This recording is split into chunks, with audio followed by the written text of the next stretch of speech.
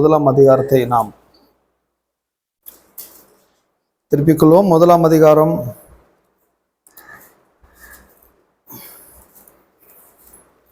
நான் 20 நான் வாசிக்கிறேன்.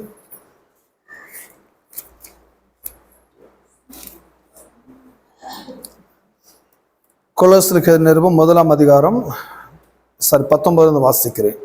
சகல பரிபூரணமும் அவருக்குள்ளே வாசமா இருக்கவும் அவர் சிலுவையில் சிந்தின இரத்தத்தினால் சமாதானத்தை உண்டாக்கி பூலோகத்தில் உள்ளவைகள் பரலோகத்தில் உள்ளவைகள் யாவையும் அவர் மூலமாய் தமக்கு ஒப்புரவாக்கி கொள்ளவும் அவருக்கு பிரியமாயிற்று.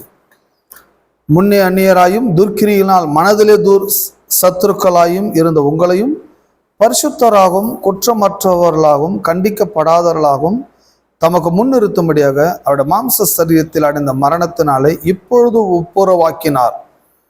நீங்கள் கேட்ட சுவிசேஷத்தினாலே உண்டாகும் நம்பிக்கையை விட்டு அசையாமல் ஸ்திரமாயும் உறுதியாயும் விசுவாசத்தில் நிலைத்திருப்பீர்களானால் அப்படி ஆகும். 23 அந்த சுவிசேஷம் வானத்தின் கீழ் இருக்கிற சகல சிருஷ்டிகளுக்கும் பிரசங்கிக்கப்பட்டு வருகிறது. அதற்கென்ற பவுலாகிய நான் ஊழியக்காரனானேன். இப்பொழுது நான் உங்கள் நிமித்தம் அனுபவிக்கிற பாடுகளில் சந்தோஷமடைந்து கிறிஸ்துவனுடைய உபத்திரவங்களில் குறைவானதை அவருடைய சரீரமாகிய சபைக்காக என் மாம்சத்தில் நிறைவேற்றுகிறேன். ஆதி காலங்களுக்கும் தலைமுறைகளுக்கும் மறைவாயிருந்து இப்பொழுது அவருடைய பரிசுத்தவான்களுக்கு வெளியாக்கப்பட்ட இரகசியமாகிய தேவ வசனத்தை பூரணமாய் தெரியப்படுத்துகிறதற்கு உங்கள் பொருட்டு தேவனால் எனக்கு அளிக்கப்பட்ட உத்தியோகத்தின்படி நான் அந்த சபைக்கு ஊழியக்காரனானேன். 27 புறஜாதிகளுக்குள்ளே விளங்கிய இந்த இரகசியத்தில் உள்ள மகிமையின் ஐஸ்வர்யம் என்னதென்று தேவன் தம்முடைய பரிசுத்தவான்களுக்கு தெரியப்படுத்த சித்தமானார். கிறிஸ்துவானவர் மகிமையின் நம்பிக்கையாக உங்களுக்குள்ளே இருப்பதே அந்த இரகசியம். எந்த மனுஷனையும் கிறிஸ்து இயேசுவுக்குள் தேறினவனாகவும் நிறுத்தும்படிக்கு அவரையே நாங்கள் அறிவித்து எந்த மனுஷனுக்கும் புத்தி சொல்லி எந்த மனுஷனுக்கும் எல்லா ஞானத்தோடும் உபதேசம் பண்ணுகிறோம். அதற்காக நான் எனக்குள்ளே வல்லமையாய் கிரியை நடப்பிக்கிற அவருடைய பலத்தின்படி போராடி பிரயாசப்படுகிறேன். கடந்த பல வாரங்களாக இந்த கொலோசியர் நிருபத்தை நாம் படித்து கொண்டு வருகிறோம் அல்லவா. ஒவ்வொரு ஞாயிற்றுக்கிழமையும் நாம் கொஞ்சம் கொஞ்சமாக நாம் படிக்கிறோம். முழுசாக நாம் படிக்காம பகுதியாக நாம் படித்து கொண்டு வருகிறோம். இதுக்கு முன்னால நம்ம பல டாபிக்ஸை பார்த்தோம். இந்த கொலோசியர் நிருபத்தில் யாருக்கு எழுதுறான்னு பார்த்தோம். பிறகு தேவன் இயேசு சமமான கடவுள் கிடையாது, அவரே கடவுள். இயேசு தான் கடவுள் பார்த்தோம். இயேசு சிருஷ்டிகர் என்று பார்த்தோம். எப்படி சிருஷ்டிகராக இருக்கிறார்ன்றது கூட பார்த்தோம். சிருஷ்டித்ததுனால அவர் காடுன்னு நம்ம சொல்றதில்ல. அந்த சிருஷ்டித்ததையெல்லாம் அவர் நிர்வகிக்கிறார், அவைகளை கண்ட்ரோல் பண்ணுகிறார். ஆகவே அவர் தேவன் என்று நாம் கவனித்தோம். கடந்த பல வாரங்களாக பல காரியங்களை பார்த்து கொண்டு வந்தோம். அதுக்கு பிறகு இந்த கடவுளை குறித்து பல காரியங்களை படித்து இன்னைக்கு நம்ம எங்க வந்திருக்கிறோம்னு சொன்னா 19 படிக்க போறோம். இது ரொம்ப முக்கியமான ஒரு பகுதி. இந்த முதலாம் அதிகாரத்தினுடைய இறுதி பகுதிக்கு நாம் வந்திருக்கிறோம். இந்த முதலாம் அதிகாரத்தை படிப்பதற்கு முன்பதாக இந்த கொலோசியர் நிருபத்தினுடைய ஒட்டுமொத்த போதனை என்ன? இந்த கொலோசியர் நிருபம் மொத்தம் 4 அதிகாரங்கள் எதை நமக்கு போதிக்கிறது, எதை சொல்வதற்காக இந்த புக்கை எழுதியிருக்கிறாங்க அப்படின்னா, இதனுடைய ஒட்டுமொத்த சாராம்சமே 2 பகுதியா பிரிக்கிறாங்க. 4 அதிகாரத்தை 2ஆ பிரிக்கிறாங்க. முதல் 2 அதிகாரங்கள் கிறிஸ்து என்ன செய்திருக்கிறார், உலகத்துக்கு எல்லாம் கிறிஸ்து என்ன செய்திருக்கிறார். இன்றைக்கு உலகம் அறிய வேண்டிய மிகப்பெரிய சுவிசேஷம் என்னன்னு சொன்னா, கிறிஸ்து என்ன செய்தாருங்கிற சுவிசேஷத்தை பூரணமாய் உலகம் அறியாமல் இருக்கிறது. அதனுடைய ரிசல்ட் தான் பாருங்க, கிறிஸ்துவனுக்குள்ள கிறிஸ்துவனுடைய ஆசீர்வாதங்களை நாம் காண முடியாமல் இருக்கிறோம். அந்த அளவுக்கு அவங்க வெற்றிகரமாக வாழ முடியாமல் இருக்கிறார்கள். ஒன்று, கிறிஸ்து என்ன செய்திருக்கிறார் என்பது ரொம்ப முக்கியம். ஒவ்வொரு கிறிஸ்தவனும் தெரிந்து கொள்ள வேண்டிய பகுதி. அடுத்து 3ஆம் அதிகாரம் 4ஆம் அதிகாரம், மொத்தமே 4 அதிகாரங்கள் தான். இந்த கடைசி இந்த 2 அதிகாரங்கள் கிறிஸ்துவர்களாகிய நாம் நிச்சயமா என்ன செய்ய வேண்டியதாக இருக்குது, நிச்சயமா செய்யணும். வாட் கிறிஸ்டியன் ஷுட் டு, கட்டாயம் செய்யணும்ன்றாங்க. ஆகவே என்ன செஞ்சிருக்கிறார், பிறகு நாம் என்ன செய்ய வேண்டும், இந்த 2 பகுதி தான் படிக்கிறோம். இன்னும் நாம முதல் பகுதியில தான் இருக்கிறோம், 1ஆம் அதிகாரத்துல தான் இருக்கிறோம். 2 அதிகாரங்கள் கிறிஸ்து என்ன செய்தார் என்பதை பற்றி தான் தொடர்ந்து வரப்போகிறது. பல காரியங்களை கடல் பார்த்தோம். ஒன்று, அவர் சிருஷ்டிகர் என்று பார்த்தோம், எல்லாவற்றையும் சிருஷ்டித்தவர் என்று பார்த்தோம், அவர் கடவுள் என்று பார்த்தோம். பல காரியங்களை பார்த்து இன்னைக்கு என்ன படிக்க போறோம்னு சொன்னா 19 படிக்க போறோம். அவர் என்ன செய்திருக்கிறார், எல்லாம் அவர் என்ன செய்திருக்கிறார், என்ன செஞ்சார்னு கவனிக்கணும். பாருங்க, அவர் என்ன செஞ்சார் கவனிச்சாலே நமக்கு நம்பிக்கை வந்துடும். அந்த நம்பிக்கையெல்லாம் அவர் செய்த கிரியில்னா தான் இருக்கிறது தவிர நம்முடைய கிரியில்னால் நமக்கு நம்பிக்கை கிடையவே கிடையாது. சரி, அவர் 19 சகல பரிபூரணமும் அவருக்குள்ள வாசமா இருக்கும். முதலாவது சொல்றாங்க சகல பரிபூரணமும், எல்லாம் சகல பரிபூரணமும்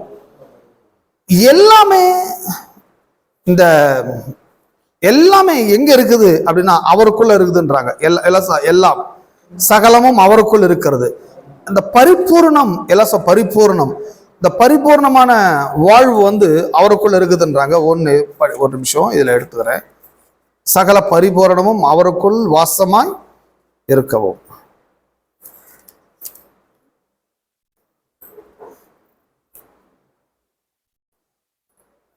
அவருக்குள் வாசமாய் இருக்கவும். 20 அவர் சிலுவையில் சிந்தின இரத்தத்தினாலே சமாதானத்தை உண்டாக்கி பூலோகத்தில் உள்ளவைகள் பரலோகத்தில் உள்ளவைகள் யாவையும் அவர் மூலமாய் தமக்கு ஒப்புரவாக்கி கொள்ளவும் அவருக்கு பிரியமாயிற்று. கடவுளுடைய வில், கடவுளுடைய சித்தம், கடவுளுடைய விருப்பம்.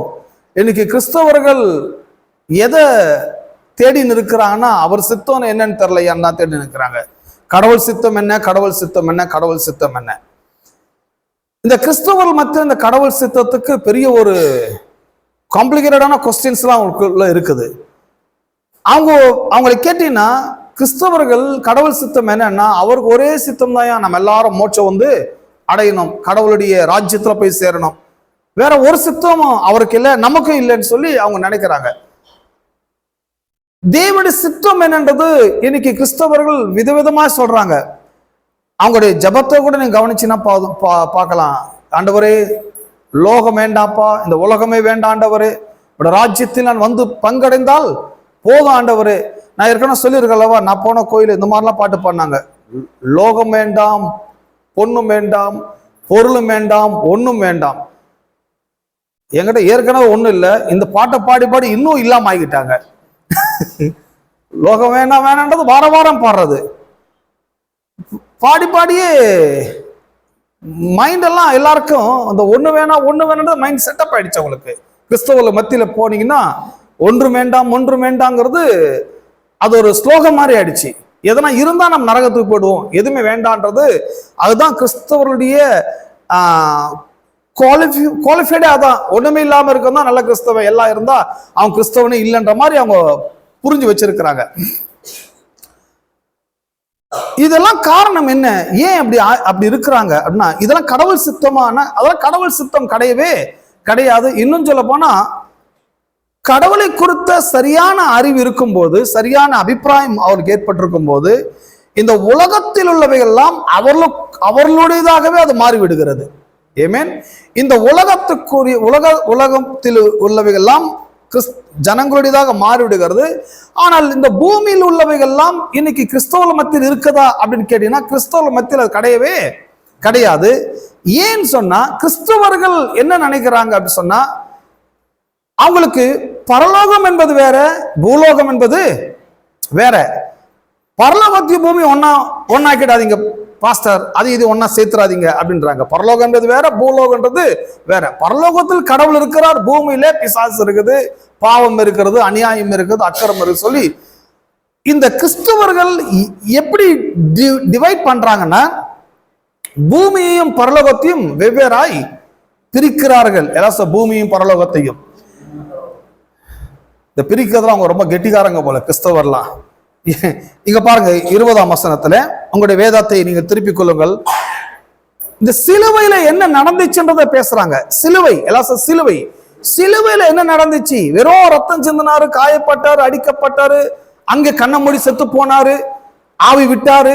7 வார்த்தை கரெக்டா பேசுவாங்க. ஆனா சப்ஜெக்டை விட்டுட்டு மற்றதெல்லாம் பேசின்னு இருப்பாங்க அவங்க. பட் 20ஆம் வசனத்தை கவனிச்சீங்கன்னா, சிலுவையில் சிந்தின ரத்தத்தினாலே சமாதானத்தை உண்டாக்கி, முதல்ல என்ன நடக்குது? சமாதானத்தை உண்டாக்குகிறார். எல்லாரும் சமாதானத்தை உண்டாக்கி, என்ன கடவுள் என்ன செஞ்சிருக்கிறார் அப்படிங்கிற ஒரு மிகப்பெரிய கேள்விக்கான பதில் இது. எல்லாரும் கேட்கிறாங்க, என்னையா கடவுள் பண்ணாரு, என்ன பண்ணாரு, என்ன பண்ணாரு? முதல்ல பண்ணிருக்கிறாரு, தேவனுக்கும் மனிதனுக்கும் ஒரு பெரிய ஒரு போராட்டம் இருந்தது, ஒரு பெரிய யுத்தம் இருந்தது. தேவனுக்கும் மனிதனுக்கும் ஒரு பெரிய ஒரு பிரிவு இருந்தது. கடவுளுடைய கோபாக்கினை மனிதன் மேல் இருந்தது. மனிதன் பாவம் செய்ததுனால தேவனுடைய கோபாக்கினை எல்லாம் மனு வர்க்கத்தின் மேல் இருந்தது.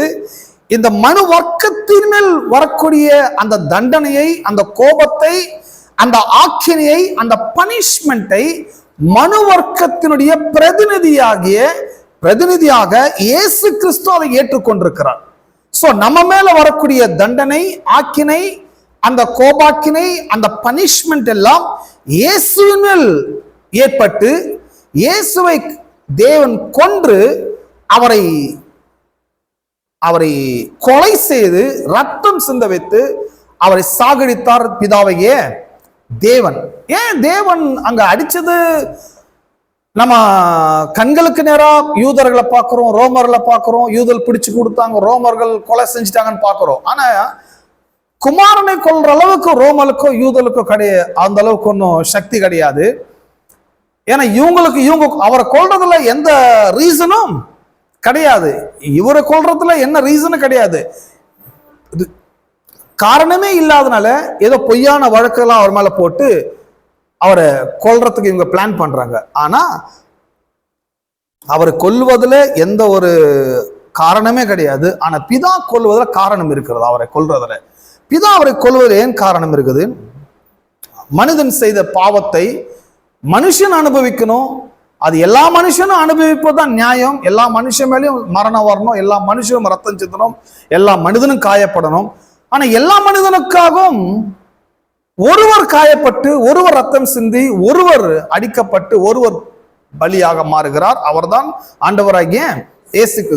நம்ம மேல எவ்வளவு கோபம் வரணுமோ, எவ்வளவு கோபாக்கினை ஊத்தணுமோ எல்லாமே இயேசு கிறிஸ்து மேல் ஊற்றிவிட்டு, சத்துருக்களாய் இருந்த நம்மை பிதாவோடு கூட கிறிஸ்துவின் சிலுவையின் மரணத்தின் மூலமாக ரத்தத்தினால் நாம் பிதாவோட ஒன்றாக இணைக்கப்பட்டிருக்கிறோம்.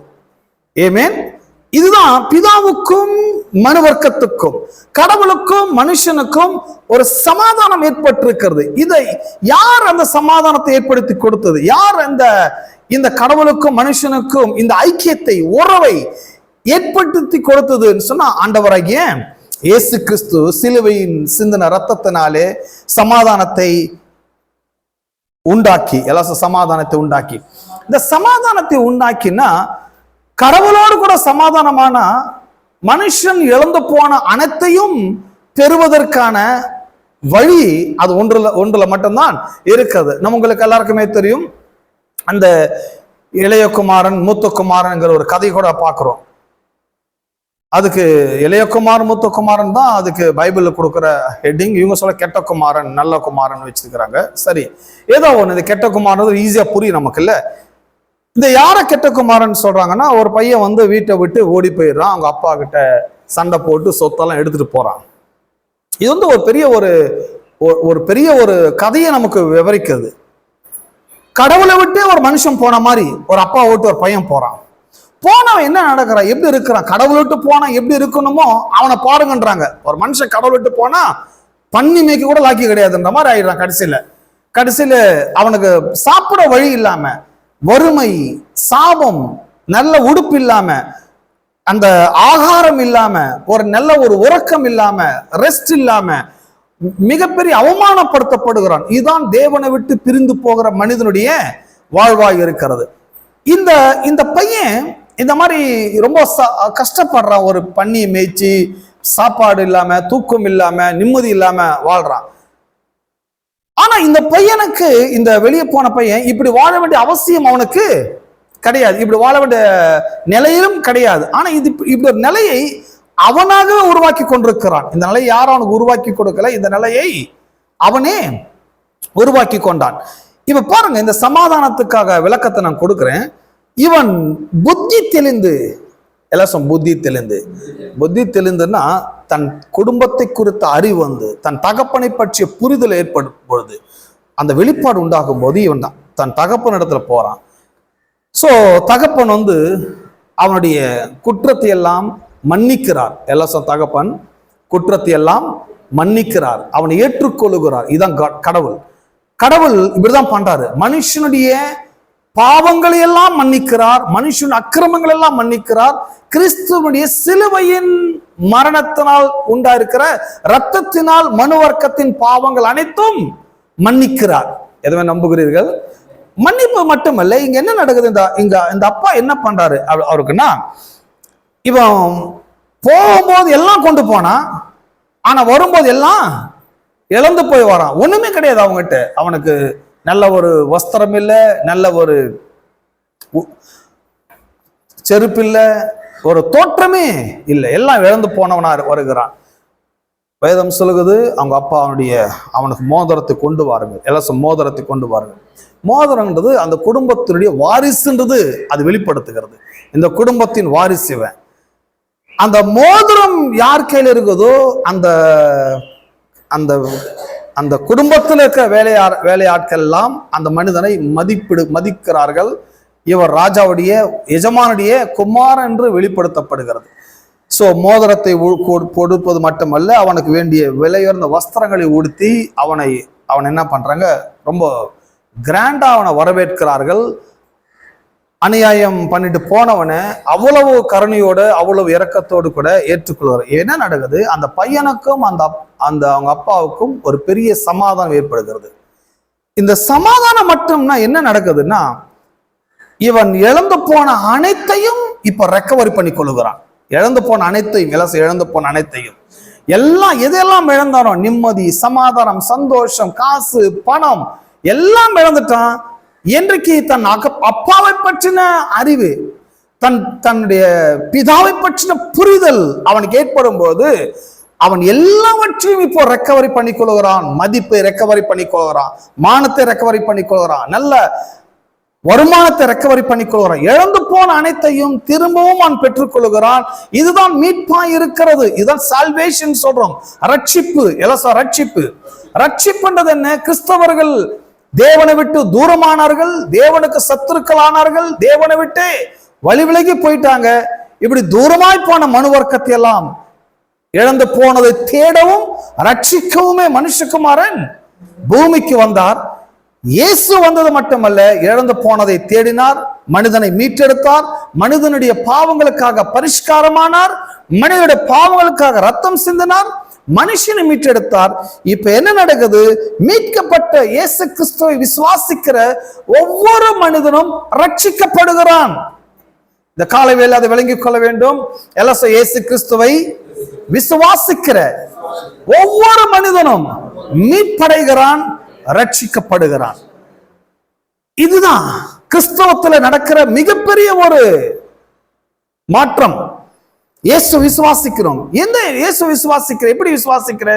நான் பாவி, என் பாவங்களுக்காக இயேசு மரித்தார், அவர் சிந்தின இரத்தத்தால் நான் மீட்கப்பட்டிருக்கிறேன்.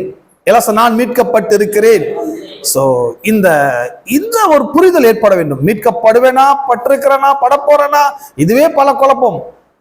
ரட்சி ஆண்டவர்ன்றாங்க, ரட்சிக்கப்பட போறதுக்காக நன்றின்றாங்க. அந்த டேமே அவங்க குழப்பமா இருக்கும். கொஞ்ச நேரம் அவங்க கூட ஜபத்துல உட்கார்ந்தா நமக்கே மண்டை குழம்பிடும். என்னடா ஜபம் பண்றாங்க, சந்தேகமே வந்துடும். ரட்சிக்கப்பட்டோமா, ரட்சிக்கப்படலையா, மீட்கப்பட்டோமா, மீட்கப்படலையா? ஆனா பைபிள் சொல்லுது, அவர் சிந்தின ரத்தத்தினாலே நமக்கு சமாதானம் உண்டாகி இருக்கிறது. சமாதானம் உண்டாகி இருக்கிறது. சமாதானம் அப்படின்னா கடவுளுடைய சிலுவையின் மரணத்தின் மூலமாய் மனு வர்க்கத்துக்கு வேண்டிய மீட்பு, மனு வர்க்கத்துக்கு வேண்டிய சமாதானம், மனு வர்க்கத்துக்கு வேண்டிய கருணை, மனு வர்க்கத்துக்கு வேண்டிய தயவு எல்லாம் இயேசு கிறிஸ்துவின் மூலமாய் மனுஷனுக்கு உண்டாகி இருக்கிறது. இப்ப என்னன்னா, எனக்கு எல்லாம் ஏதோ உண்டாகி இருக்கிறது, கடவுள் எனக்கு என்ன பண்ணிருக்கிறார்ன்றது தெரிஞ்சுக்கணும், எனக்கு அதனால் என்னெல்லாம் ஏற்பட்டு இருக்கிறது தெரிஞ்சுக்கணும். இது ரெண்டும் தெரிஞ்சு கொண்ட பிறகு இதெல்லாம் நான் எப்படி எடுத்துக்கொள்வது, எல்லாம் எப்படி எடுத்துக்கொள்வது, அவர் என்ன செஞ்சார், அதனால் எனக்கு என்ன உண்டாகி இருக்கிறது, அவர் செஞ்சது எனக்கு உண்டானது நான் எப்படி ப்ரொசஸ் பண்ணிக்கொள்வது, இதை நான் எப்படி எடுத்துக்கொள்வது, இந்த லா ஆஃப் ஆபரேஷன், இந்த காரியத்தை நான் சரியாய் புரிந்து கொள்ளும் போது, இது குறித்த அறிவு புரிதல் எனக்கு ஏற்பட்டிருக்கும் போது நான் சொல்லுகிறேன், கிறிஸ்தவமே ஒரு பூந்தோட்டமாக மாறிவிடும். கிறிஸ்தவ வாழ்க்கையே அற்புதமான வாழ்வாக மாறிவிடும். பிரசங்கங்கள் கிறிஸ்தவ வாழ்க்கையை வெற்றிகரமான வாழ்க்கையை மாற்றணும், அந்த ஒரு நோக்கத்தோடு தான் பிரசங்கியார்கள் பிரசங்கிக்கப்பட வேண்டியது அவசியமாக இருக்கிறது. வாழ்க்கையை இன்னும் நரகமாக்க கூடாது, வாழ்க்கையை இன்னும் பூந்தோட்டமாய் மாற வேண்டும். எத்தனை பேர் ஒவ்வொரு வாழ்க்கை பூந்தோட்டமா மாற விரும்புறீங்க? விருப்பம் ரொம்ப நல்லது. சிலர் சொல்றாங்க, ஏசப்பா ஒரு விருப்பமும் இல்லப்பா, இந்த விருப்பமே இல்லாதால கடவுள் ஆசீர்வதிக்கவே எதுவுமே நம்புறீங்க? நான் போன கோயில அப்படிதான் சொல்லி கொடுத்தேன், ஒண்ணு விரும்பா தம்பி, ஒண்ணு வானா, உலகம் போய் எல்லாம் மாயை மாயை மாயேன்னாங்க. அவங்க சொல்றது எல்லாமே டவுட்டாவே இருந்தது, எனக்கு கொஞ்சம் சந்தேகமாக பார்க்க வேண்டியது. அவங்கலாம் ஒரு விருப்பம் இல்லாம வாழணுன்றாங்க. ஆனா விருப்பமே இல்லாம வாழ்ந்தீங்கன்னா என்னென்ன பிரச்சனை வரும் நான் சொல்றேன். ஒரு விருப்பமே வேணானீங்கன்னா உங்களால ஜபம் கூட பண்ண முடியாது. விருப்பம் இல்லைன்னா எதுக்கு ஜபம்? ஏதாவது விருப்பம் இருக்கணும், நான் சுகமாகணும், இல்லை நான் கடன் எல்லாம் அடைக்கணும், நான் கொஞ்சம் நல்லா இருக்கணும், நல்ல ஒரு வீடு வாசல் வாங்கணும், ஏதோ ஒரு விருப்பம். விருப்பம் தான் உங்களுக்கு ஜபத்தை ஊக்கமளிக்கிறது. இந்த விருப்பத்தை கடவுளுக்கு வருது, இந்த விருப்பத்தை கடவுளுக்கு நம்ம என்ன பண்றோம்? தெரியப்படுத்துகிறோம். தெரியப்படுத்துறது மேல நம்பிக்கையோட நாம் இருக்கிறோம். கடவுளே, என் ஜபத்தெல்லாம் நீ கேட்டு எனக்கு நீ நிச்சயமா எனக்கு உதவி செய்ய போகிறீர். பாருங்க, ஒரு விருப்பம் ஜபத்தை ஏற்படுத்துகிறது, நம்பிக்கை ஏற்படுத்துகிறது, விசுவாசத்தை ஏற்படுத்துகிறது, அதன் மூலமா வெற்றியே நமக்கு ஏற்படுத்துகிறது. சோ விருப்பம் என்கிற ஒன்றை நம்ம ஸ்டாப் பண்ணும்போது, விருப்பம் என்கிற ஒன்றை நம்ம அரெஸ்ட் பண்ணும்போது, எதுக்கு நான் ஜெபம் பண்ணணும், எதுக்கு நான் விசுவாசிக்கணும், எதுக்கு வாழணுங்கிற பல பிரச்சனைகளை கொண்டு போய் விடுகிறது. ஆகவே இந்த மதம் எல்லாமே பார்த்தீங்கன்னா முதல்ல அவங்க அரெஸ்ட் பண்றது எதுன்னா, விருப்பத்தை முதலாவது கட்டுப்படுத்துங்கள். ஹலோ, எல்லாம் விருப்பத்தை கட்டுப்படுத்துங்க. ஒன்னும் விரும்பாத, காக்காவை பாரு, குருவியை பாரு, எதையே பார்த்துருந்தா வாழ்க்கை ஓடுமா? அது ஒரு விஷயத்துக்கு கடவுள் சொன்னது உண்மைதான். இந்த காக்கா குருவியெல்லாம் ஏன் பாருனா, பொழுதுனுக்கு அதையே பார்த்துட்டு உட்காருன்னு சொல்ல அதையெல்லாம் போஷிக்கிறார்ன்றாரு, அதையெல்லாம் கடவுள் பராமரிக்கிறார்ன்றாரு. அவைகளை பராமரிக்கிறவர் உங்களையும் பராமரிப்பார். ஆனா நமக்கு ரூல் கொடுக்கிறாரு, முதலாவது தேவனுடைய ராஜ்யத்தையும் நீதியும் தேடுங்கள், அப்பொழுது எல்லாம் உங்களுக்கு கொடுக்கப்படும். அவைகளுக்கு எப்படி ஒரு குறைவில்லாமல் இருக்கிறதோ அந்த மாதிரி உங்களுக்கும் ஒரு குறைவில்லாமல் இருக்கும். ஆனால் நீங்கள் காக்கா பறவை கிடையாது, காக்கா பறவையோட மேலானவர்கள். ஏமேன், பறவைகளோட விசேஷமானவர்கள். எத்தனை பேர் கவனிக்கிறீங்க? அந்த வாசனை அப்படிதான் சொல்லுது, நீங்கள் எல்லாவற்றிலும் ரொம்பவும் விசேஷமானவங்க. அப்போ இந்த விசேஷமா இருக்கிற நீங்க எல்லாம் கடவுள் உங்களுக்கு கொடுக்க சித்தமா இருக்கிறார். ஆனா முதலாவது தேவனுடைய ராஜ்யத்தின் நீதியும் தேடுங்க. கடவுளுடைய விஷயத்த ரொம்ப ஆழமா பாருங்க, கடவுள் விஷயத்த ரொம்ப கண்டிப்பா கவனிங்க, அந்த சொல்லப்படுற டேர்ம் எல்லாம் கவனிங்க, அது கொஞ்சம் யோசனை பண்ணுங்க. இவ்வளவு நடந்திருக்குதா, அப்புறம் எனக்கு எதுவும் நடக்கல, இவ்வளவு பண்ணிருக்கிறாரா, பிறகு எனக்கு எதுவும் நடக்காம இருக்குது, ஏன் இது நடக்கல? அப்ப வேதத்தை படிச்சு, தேவனே பிதாவுக்கும் எனக்கும் நீர் சிந்தன ரத்தத்தினாலே சமாதானத்தை ஏற்படுத்தி இருக்கிறீர், ரட்சிப்பை ஏற்படுத்தி இருக்கிறீர், மீட்பை ஏற்படுத்தி இருக்கிறீர், நான் மீட்படைந்திருக்கிறேன், மீட்பின் ஆசீர்வாதங்கள் என் வாழ்விலே குவியட்டும் ஆண்டவரே. எல்லாம் மீட்பின் ஆசீர்வாதங்கள், ரட்சிப்பின் ஆசீர்வாதங்கள், விடுதலின் ஆசீர்வாதங்கள். நான் பிசாசின் பிடியிலிருந்தும் பாவத்தின் பிடியிலிருந்தும் பிசாசின் வல்லமிலிருந்தும் நான் விடுதலை ஆக்கப்பட்டிருப்பேன். ஆனால் தேவனே, இந்த விடுதலை ஆசீர்வாதங்களை என் வாழ்வில நீர் குவிப்பீராக, என் வாழ்வில கொட்டுவீராக, வாழ்க்கை முழுவதும் ஆசீர்வாதமா நான் இருப்பேனாக என்று சொல்லி இந்த விருப்பம், இந்த வெளிப்பாடோட நான் ஜெபம் பண்ணும்போது நிச்சயமாய் ஜெபத்துல பெரிய மாற்றம் ஏற்படும், வாழ்க்கை மாற ஆரம்பித்து விடுகிறது. ஆமென். சோ கிறிஸ்துவ வாழ்க்கை முழுக்க முழுக்க வெற்றிகரமான வாழ்க்கை. கிறிஸ்துவ வாழ்க்கை ஏதோ பிறந்தோம் வாழ்ந்தோம், சீக்கிரமா கண்ண மூடி மோட்சத்துல போய் சேர்ந்துட்டோன்றது கிடையவே கிடையாது. பூமியில தான் நம்முடைய அஜெண்டாவே, நம்முடைய அசைன்மெண்ட் எங்கதான் இருக்குது. மனிதனுடைய எப்ப மனுஷன் பூமியில பிறந்தானோ இனிமே இந்த பூமிக்குரிய அசைன்மெண்ட் அவனுக்கு கொடுக்கப்படுகிறது. இந்த பூமியில நிறைய அசைன்மெண்ட் நான் கிளியர் பண்ண வேண்டியதாக இருக்கிறது. ஏன்னா இந்த சிலுவையில் சிந்தின ரத்தத்தினாலே சமாதானத்தை உண்டாக்கி, எல்லாரும் சமாதானத்தை உண்டாக்கி அப்படின்னா கடவுள் என்ன பண்ணிருக்கிறார்? எனக்கும் தேவனுக்கும் இப்ப எந்த பிரச்சனையும் கிடையாது. எல்லாம் எனக்கும் தேவனுக்கும் நான் செய்த அனைத்து பாவங்களையும் தேவன் மன்னித்து விட்டார். என்னுடைய அக்கிரமங்களை தேவன் மன்னித்து விட்டார். என் பாவங்களுக்காக இயேசு சிலுவையில பலியானார்.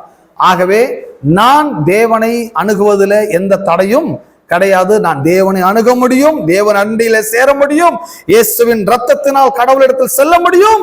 கடவுள் என்னை சேர்த்துக் கொள்ளுவார், ஏற்றுக்கொள்ளுவார், என்னை ஆசீர்வதிப்பார், என்னை நடத்துவார். கடவுள் கிட்ட போவதில் இப்போ எனக்கு எந்த தடையும் இல்ல. இந்த ஒரு பாக்கியம்தான் சிலுவையிலே தேவன் நமக்கு ஏற்படுத்தியிருக்கிறார். அதை நான் சொன்னல்லவா, முதல்ல 2 அதிகாரங்கள் கடவுள் என்ன செஞ்சிருக்கிறார் அப்படிங்கிறதுக்கு மனிதனுக்கும் தேவனுக்கும் ஒரு பெரிய உறவையே அவர் ஏற்படுத்தியிருக்கிறார். இதை விட ஒரு பெரிய காரியத்தை செய்யவே முடியாது. எல்லாம் தேவனுக்கும் மனிதனுக்கும் உறவை இயேசு ஏற்படுத்தியிருக்கிறார். அந்த தேவனுக்கும் மனிதனுக்கும் எதனால உறவு தேவைப்படுதுன்னா, தேவன் தான் பாருங்க எல்லாவற்றுக்கும் ஆதாரமா இருக்கிறார். தேவன் தான் எல்லாவற்றுக்கும் சோர்ஸா இருக்கிறார். இப்போ அப்பான்னா என்ன, எல்லாவற்றையும் அவர் தான் பார்க்கிறார். வீட்டில் வாடகை கொடுக்கறது, கரண்ட் பில் கொடுக்கறது, சாப்பாடுக்கு காசு கொடுக்கறது. அப்பான்றவர்னா அந்த ஃபேமிலியே அவர் தான் என்ன பண்றாரு, எல்லாவற்றுக்கும் சோர்ஸா இருக்கிறாரு. அவர்கிட்ட தான் எல்லாம் போகுது, அந்த ஃபேமிலி ரன் ஆகுது. லைக் இந்த அப்பான்ற கேரக்டர் எப்படியோ பிதான்ற கேரக்டர் அப்படிப்பட்டவர் தான். கடவுள்னா யாரு? கடவுள் கிட்ட தான் மனு வர்க்கத்துக்கு வேண்டிய அனைத்தும் ப்ரொவைட் ஆக்கப்படுகிறது. தேவனிடத்தில்தான் எல்லாம் உண்டாகிறது. காற்று, ஆக்சிஜன், மழை, சூரியன், உயிர் எல்லாமே. ஒரு செடியை விதைச்சா அதை வளர்றதுக்கெல்லாம் யார் தான் உதவி பண்றது? கடவுள் தான் உதவி பண்றாரு. அப்போ கடவுள் யாருன்னா சோர்ஸ் அவர் தான். ஒரு விதையை முளைச்சு வளர்றதுக்கு இந்த உலகத்துக்கு வேண்டிய எல்லாவற்றையும் கடவுள் ஆதாரமா இருக்கிறார் அல்லவா? அப்போ இந்த சிலுவையில் சிந்தின ரத்தத்தினாலே மனிதனுக்கு முதலாவது சமாதானத்தை கர்த்தர் ஏற்படுத்தியிருக்கிறார். எல்லாம் சமாதானத்தை கடவுள் இடத்திலிருந்து இனி மனுஷன் எதை வேண்டுமானாலும் பெற்றுக்கொள்ளலாம் அவன் விசுவாசத்தின்படி. இப்ப பாருங்க, அடுத்தது அந்த அடுத்த பகுதி ரொம்ப முக்கியமான பகுதி. பூலோகத்தில் உள்ளவைகள் பரலோகத்தில் உள்ளவைகள் யாவையும் அவர் மூலமாய் தமக்கு ஒப்புரவாக்கி கொள்ளவும் அவருக்கு பிரியமாயிற்று. இந்த பூலோகத்தையும் பரலோகத்தையும் கடவுள் என்ன பண்றாரா, ஒன்னாகிட்டாரு. மதங்கள் என்ன சொல்லுது? பூலோகம் வேற பிரதர், பரலோகம் வேற. நாமெல்லாம் பரலோகத்துக்குரியவர்கள், நாமெல்லாம் விண்ணுலகத்துக்குரியவர்கள், நாமெல்லாம் மண்ணுலகத்துக்குரிய. இது மண்ணு, இது ஒண்ணு இல்ல, இது மாயம், இது மாயை, அது இது. பூமியை ரொம்ப வஸ்டா டீல் பண்றாங்க. ஆனா கடவுள் பாருங்க, சிலுவையில இந்த ரத்தம் சிந்தி என்ன பண்ணாரு? எர்த்தையும் ஹெவனையும் ஒன்னாக்குறாரு. அவரு எர்த்து வேற ஹெவன் வேற இல்ல, பூமி வேற பரலோகம் வேற இல்ல, பூமியும் பரலோகமும் கிறிஸ்துவுக்குள் ஒன்றாய் மாறி இருக்கிறது. ஆமென். எல்லாம் பூமியும் பரலோகமும் யாவையும் அவர் மூலமாய் தமக்கு ஒப்புரவாக்கி அவருக்கு பிரியமாயிடுச்சு. அவர் கடவுளுக்கு ஒரு பிரியம் பாருங்க. என்ன பிரியம்? எதுக்காக பூமிக்கு வந்தார் அவரு? எதுக்காக ரத்தம் சிந்தினார்? எதுக்காக இவ்வளவு பெரிய அடிக்கப்பட்டு நொறுக்கப்பட்டு சாக்ரிஃபைஸ் பண்றாரு? இவ்வளவு பெரிய வேலை பார்க்கிறாருன்னா அப்போ ஏதோ பிளான் இருக்குது அவர்கிட்ட. என்ன பிளான் சொன்னா, ஹெவன் நல்லா இருக்குது, பூமி மோசமா இருக்குது. ப்ரீவியஸ் டைம்ல பரலோக ராஜ்யம் சந்தோஷமா இருக்குது, சமாதானமா இருக்குது, நிம்மதியா இருக்குது. அங்க அழுகை இல்லை, அங்க சஞ்சலம் இல்லை, அங்க தவிப்பு இல்லை, எல்லாருக்கும் எல்லாம் இருக்கிறது. ஆனா கொஞ்சம் பூமியை நோக்கி பார்த்தா பூமியில தான் சஞ்சலம், தவிப்பு, கஷ்டம், எல்லா வகையான போராட்டங்கள், எல்லா வகையான இழப்புகள். பூமி நரக வேதனையா இருக்குது. சோ கடவுள் பார்க்கிற, நான் படைச்ச இந்த உலகம், நான் படைத்த இந்த பூமி இவ்வளவு மோசமா இருக்குது. இந்த பூமி பரலோகமா என்ன பண்ணணும்? மாறணும். இந்த பூமி பரலோகம் மாதிரி மாறத்துக்கு பூமியை நான் மீட்டெடுக்கணும், பூமிக்கு ஒரு மீட்பை ஏற்படுதுன்னு சொல்லி தேவன் பூமிக்கு வராரு. தேவன் பூமியிலே அவர் ரத்தம் சிந்தி பூமியை மீட்டெடுக்கிறாரு. மீட்டெடுத்தது மட்டுமல்ல, பூமி மீட்டெடுத்தது மட்டுமல்ல, பூமியும் பரலோகத்தையும் நான் டிவைட் பண்றேன்ப்பா. இனி பூமி பாவப்பட்ட பூமி, ஹெவனை டச் கூட பண்ணக்கூடாதுன்னு சொல்லி அப்படி டிவைட் பண்ணவே இல்லை. பூமியும் பரலோகத்தையும் தமக்குள்ள ஒப்புருவாக்குகிறார். இப்ப ஹெவன் அண்ட் எர்த் கிறிஸ்துவுக்குள்ள இருக்கிறது.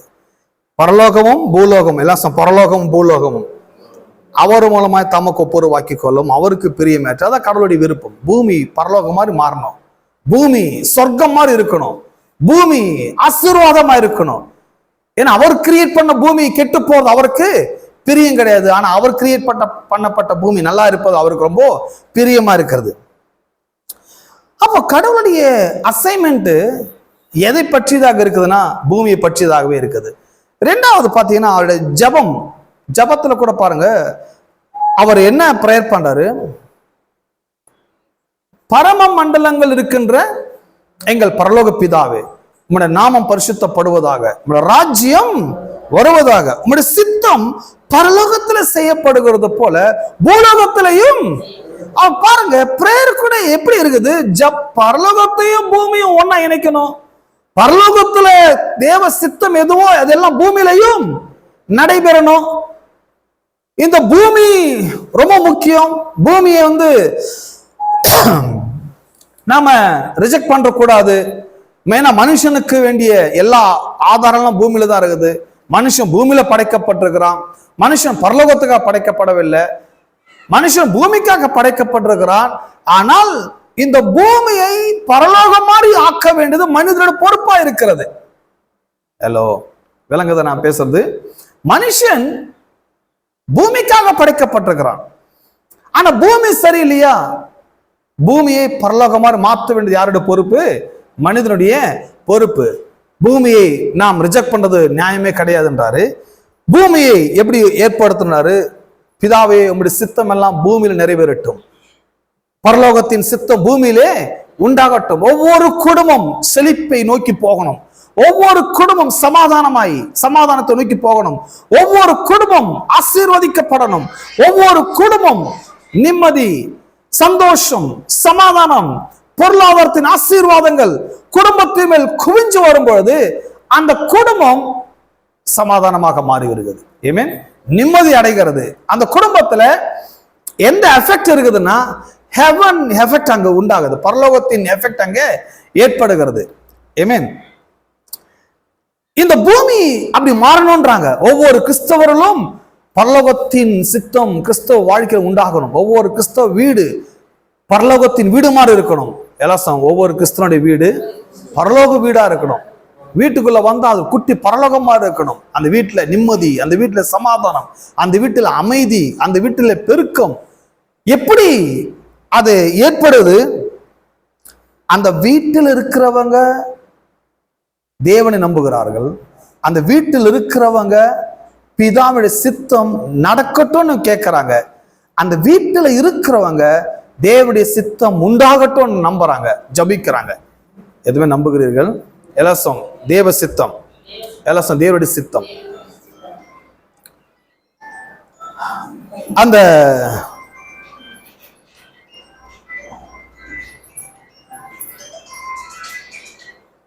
அந்த வீடு போன் ஆஃப்,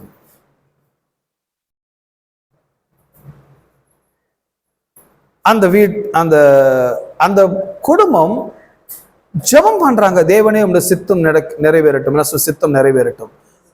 ஆகவே கிறிஸ்தவர்கள் இன்னைக்கு உண்மையாகவே பரலோகத்தின் ஆசீர்வாதங்களை அனுபவிக்கிறார்களா அப்படின்னு கேட்டீங்கன்னா நிச்சயமா கிறிஸ்தவர்கள் பரலோகத்தின் ஆசீர்வாதங்களை அவர்கள் அனுபவிப்பது கிடையாது. அதுக்கு தூரமா இருக்கிறாங்க. பொருளாதாரத்தின் செழிப்புக்கு தூரமா இருக்கிறாங்க. கர்த்தருடைய ஆசீர்வாதங்களுக்கு தூரமா இருக்கிறாங்க. அவங்க அதுவெல்லாம் தவறு நினைக்கிறாங்க, பணமே பொல்லாது நினைக்கிறாங்க, ஐஸ்வர்யமே தப்பு நினைக்கிறாங்க. ஆனா பரலோகம் ஐஸ்வர்யத்தினால் நிரம்பி இருக்கிறது, பரலோகம் ஆசீர்வாதத்தினால் நிரம்பி இருக்கிறது. இந்த பரலோகம் எப்படி ஆசீர்வாதத்தினாலும் ஐஸ்வர்யத்தினாலும்